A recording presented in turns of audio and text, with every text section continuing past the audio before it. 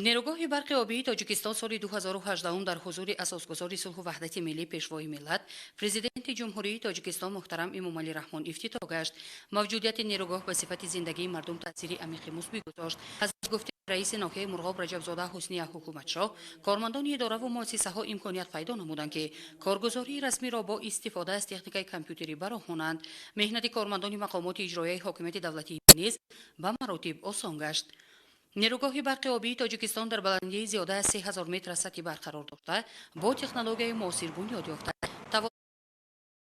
فقط از طریق یک دستگاه که تواناییش 750 کیلووات را تشکیل می‌دهد نیروی برق استحصال گردد. در این مورد انتقال برق به استعمال کنندگان از روی رجای معین صورت می‌گیرد.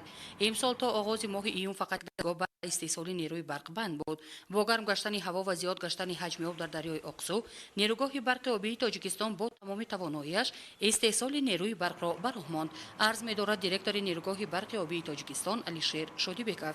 تاریخ 13 سپتامبر سال 2018 مراسم رسمی افتتاح نیروگاه برق آبی با اشتراک به واسطه اساسگزار صلح و وحدت ملی پیشوای ملت پرزیدنت جمهوری تاجیکستان محترم امامعلی رحمان برگزار گردیده و استحصال برق را آغاز نمود. امروز ساکنان مرکز نویه و دیگر کانقاران جماعت بردیبایف با برق دائم تامین هستند. در حوزه 1531 مشتریان مرکز نویه و دهه کانقاران از آن جمله 1434 از حساب اهالی و همچنین 97 مشتری از حساب مؤسسه های معارف و تندرستی، کارخانه های دولتی خصوصی و قسم های حربی با برق خوشصفت تامین هستند.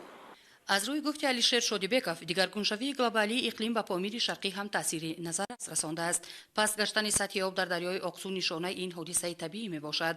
به همه این عامل ها نگاه نکرده کارمندان نیروگاه برق آبی تاجیکستان کوشش می نمایند که این انشاءات را دائما در حالت خوب تکنیکی نگه دارند به مقصد بهتر نمودن صفت زندگی مردم. در برابر نیروگاه موجوده در آینده نزدیک بنیاد ایستگاه های خردی برقی آفتابی در نظر داشته شده است.